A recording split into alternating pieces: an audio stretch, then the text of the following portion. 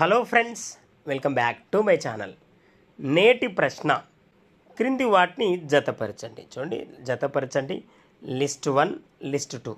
List 1లో చూడండి, రైతు భరోసా, మహాలక్ష్మి, ఇందిరమ్మ ఇండ్లు, కళ్యాణలక్ష్మి, షాదీ ముబారక్, చేయూత. ఇటీవల ప్రవేశపెట్టబడిన తెలంగాణ బడ్జెట్కు సంబంధించిన ప్రశ్న ఇది.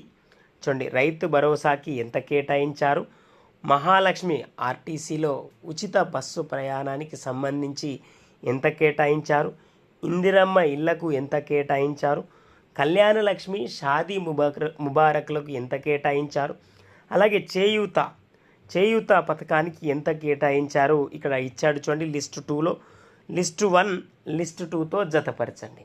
చూడండి, లిస్ట్ 1లో ఉన్న వాటిని లిస్ట్ 2తో జతపరచండి. చూడండి, ఇక్కడ ఒకసారి చూద్దాం. రైతు భరోసాకి 18,000 కోట్లు కేటాయించారు. రైతు భరోసాకి 18,000 కోట్లు కేటాయించారు. ఇలా ఒకసారి చూస్తే ఆప్షన్ 2 మరియు ఆప్షన్ 3లలో ఏ అనేది 5కి జతపరచబడి ఉంది.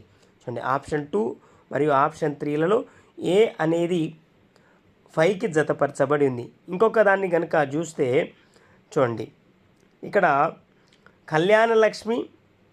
కళ్యాణలక్ష్మిని చూద్దాం. చూడండి, కళ్యాణలక్ష్మి, షాదీ ముబారక్ సంబంధించి ఒకసారి చూస్తే ఇక్కడ దీంట్లో 3,683 కోట్లు కేటాయించారు.